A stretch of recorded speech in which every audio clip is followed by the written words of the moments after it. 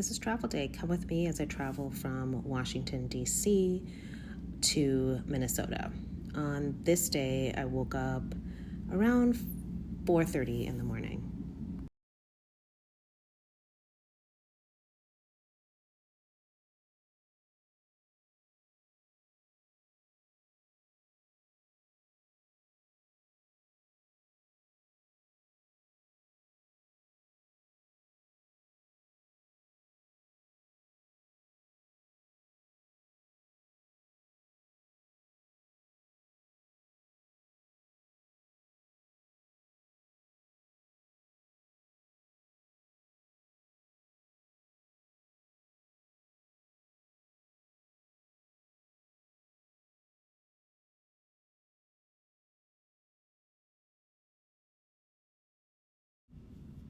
So I'm traveling from Washington, D.C. to the Midwest, and I'll be covering this particular hospital as a gastroenterologist on call in the hospital for 2 weeks. Actually, half of that is the on-call 24/7 schedule, and half of that is the outpatient procedure schedule. This particular hospital had an urgent need for somebody to cover procedures, so I'm staying an extra week. I typically do 7 days at a time.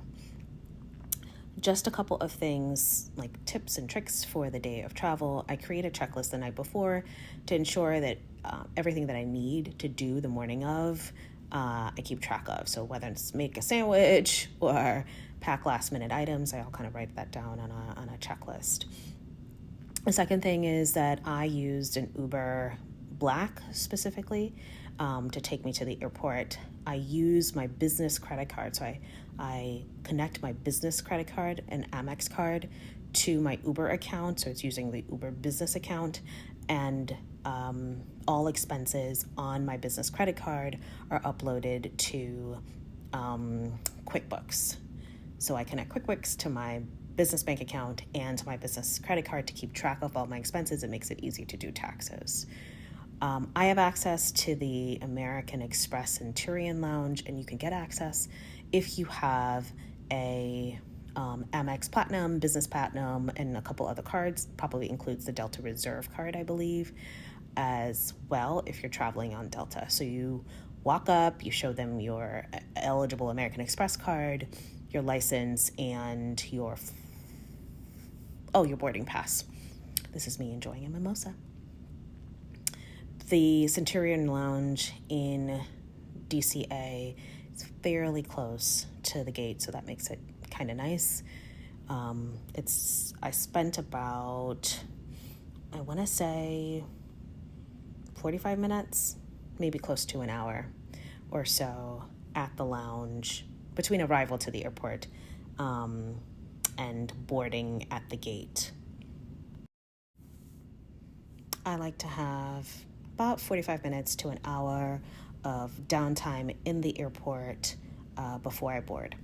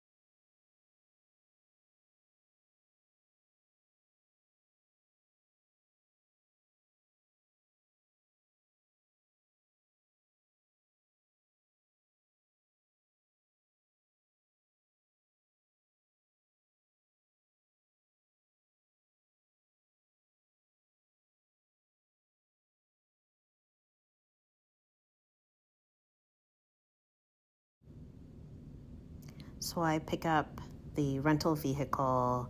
I pay with my business credit card and then submit it to the agency who placed me for reimbursement. So typically in the winter you get an all-wheel drive, which is important to ask for, especially if you're covering the Midwest. I checked into the hotel, again, using my business credit card, again, so I can accrue points. I typically get the same room. I ask for a larger room, and as a courtesy, if they have one available, they'll give it to me, so they'll kind of upgrade me to the room. And the reason I like it is not because of the space. I really don't care how large the room is. It's really because there's an available microwave and mini fridge and a sink. So I have a lot of stuff in many bags, so I take all of that stuff out and kind of spread it on the counter. I traveled with frozen food. So I meal prepped a couple things and I put it in a insulated bag that I got from a meal prep company. No, I didn't use them. I just used their bag. And I'm putting all of those items in the refrigerator. I had angel hair pasta with pasta sauce, ground beef, and steak. All the spaghetti and ground beef were frozen. There was some thawing to the pieces of steak. That's kind of not enough for a balanced meal. So I brought a pan later that I'm ordering from home. Totally unnecessary. I'll explain in a later clip.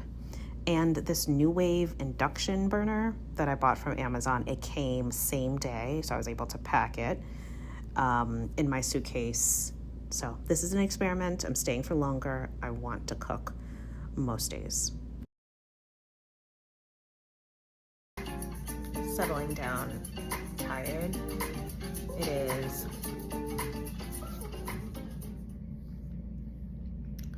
3 p.m., something like that. I've been traveling all day, so I'm just kind of sitting here in shorts and a t-shirt. I need to take some of the blush off and mascara off. I'm waiting for food to come while I'm eating some calcium chews. What I was saying there is that I ordered food really to get rice and broccoli and some chicken to add to the prepped meals I already had. I discovered while testing the induction burner that the pan that I brought does not work. It's aluminum. You really need a steel or iron kind of pan for it to work with an induction burner.